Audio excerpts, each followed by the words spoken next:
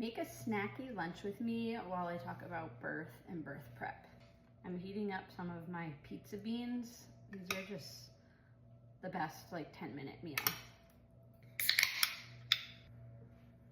So we are about a month out from the birth of baby number 4, and it has me thinking about my first 3 births. So my first birth, my oldest is 8. We didn't know much about birth, so we kind of just went to the hospital, planned for all of that. We did see midwives at a practice. We saw a different one every time. So I never really had too much rapport with any in particular. And I went into labor 3 days over my due date. Everything happened fast. I think when we got to the hospital, I was probably 6 or 7 centimeters dilated. Had I known, I probably would not have asked for the epidural. But first time mom, I asked for the epidural. They knew I was in so much pain, so they gave me a higher dose. They told me this. They're like, we're gonna give you a higher dose, which turned out I couldn't feel anything. I was super numb. So when it came time to push, I could not feel pushing. So they tried to turn it down and turn it up, and it was just a mess. 12 hours later, from the time we got to the hospital, this baby was still not born. And the doctors, they looked at their watch. Oh, you haven't been able to push this baby out. Your pelvis must be too small. We should do a C-section. Now, I didn't really fight it too much. I wish I did, because I know so much more now.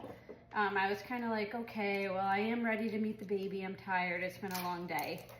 So I went in for a C-section, but it was not medically necessary. And I think back, and it still makes me angry. I'm a little, I guess traumatized is the word, right? We all have different birth experiences, and this one didn't go the way I wanted. Fortunately, I had a healthy baby and all of that, which was great, but it just wasn't what I envisioned. And of course, the C-section recovery is a little bit harder, and fortunately, everything worked out fine.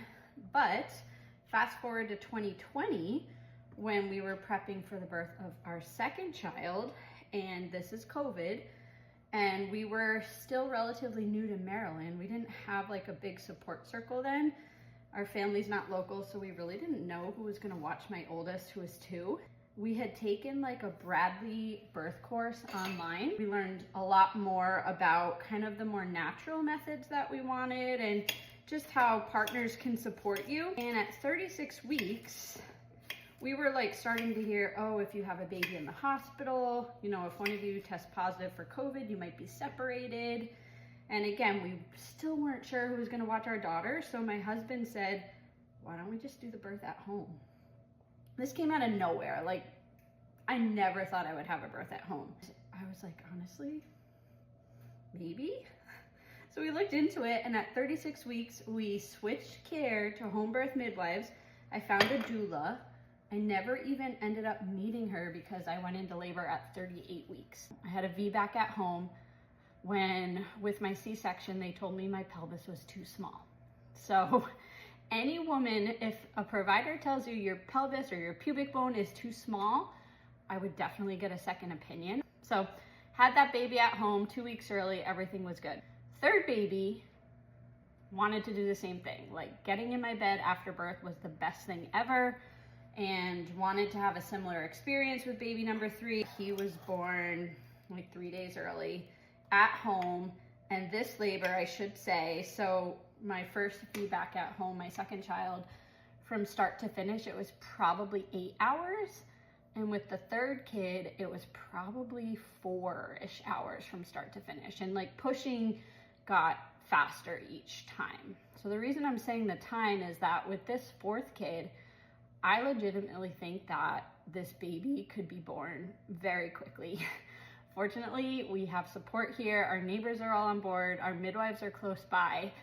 But I am curious, moms with 3 or more kids, how much quicker did these babies come? Did you catch your own baby? Things for me usually heat up very quickly. Once I get contractions going, there's not really a calm period like some women. It's just kind of goes right into 3 to 4 minutes apart, and they get intense pretty quickly.